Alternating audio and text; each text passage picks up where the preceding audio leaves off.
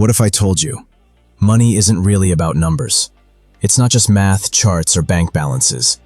It's about human behavior, the choices you make when nobody's watching. And that's exactly why most people completely misunderstand how money really works. We see someone driving a luxury car, and we instantly think, wow, they must be rich. But here's the truth. Wealth isn't what you see. It's what you don't see. The savings, the investments, the quiet restraint behind the scenes. Being rich is about spending.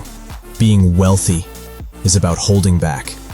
So why is it that most people struggle with money their whole lives? Because real money isn't built fast. It's built through something invisible, something called compounding.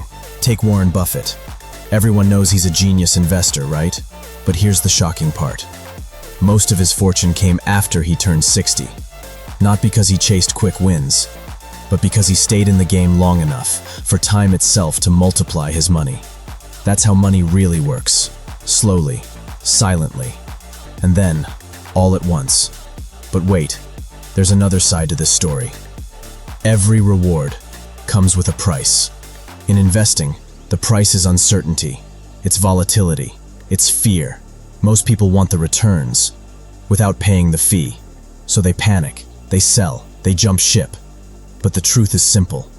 Volatility is the ticket you buy to enter the game. If you can't sit with discomfort, you'll never hold on to wealth.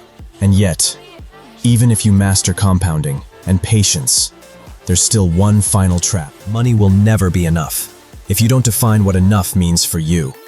Chasing endlessly, it's like climbing a ladder with no top. True wealth isn't the mansion. It isn't the car. It isn't the applause. It's freedom. The freedom to wake up, smile, and say, I own my time. So, how does money work in real life? It grows in silence, it tests your patience, and it rewards those who know when enough is truly enough. The real question is, will you let money control you, or will you finally learn to control it?